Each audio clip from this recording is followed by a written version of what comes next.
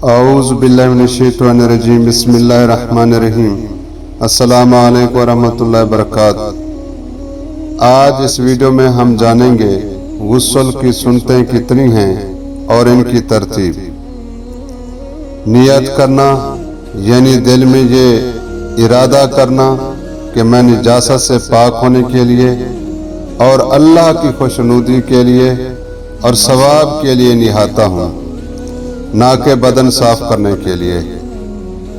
اسی ترتیب سے غسل کرنا یعنی پہلے ہاتھوں کا دھونا، پھر خاص حصہ کا دھونا، پھر نجاست حقیقیہ کا دھونا اگر نجاست ہو، پھر پورا وضو کرنا، اور اگر ایسی جگہ ہو جہاں پر پانی جمع رہتا ہو تو پیروں کا غسل کے بعد دوسری جگہ ہٹ کر دھونا، پھر تمام بدن پر پانی بہانا، بسم اللہ کہنا، مسواک کرنا، ہاتھوں پیروں کی انگلیوں میں اور داڑھی میں 3 مرتبہ خلال کرنا، بدن کو ملنا، بدن کو اس طرح دھونا کہ باوجود جسم اور ہوا کے معتدل ہونے کے ایک بھی حصہ خشک نہ ہونے پائے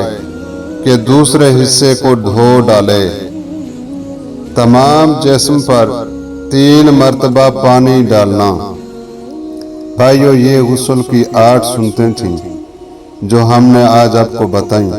امید کرتا ہوں آپ کے علم میں اضافہ ہوا ہوگا۔ جزاک اللہ خیر۔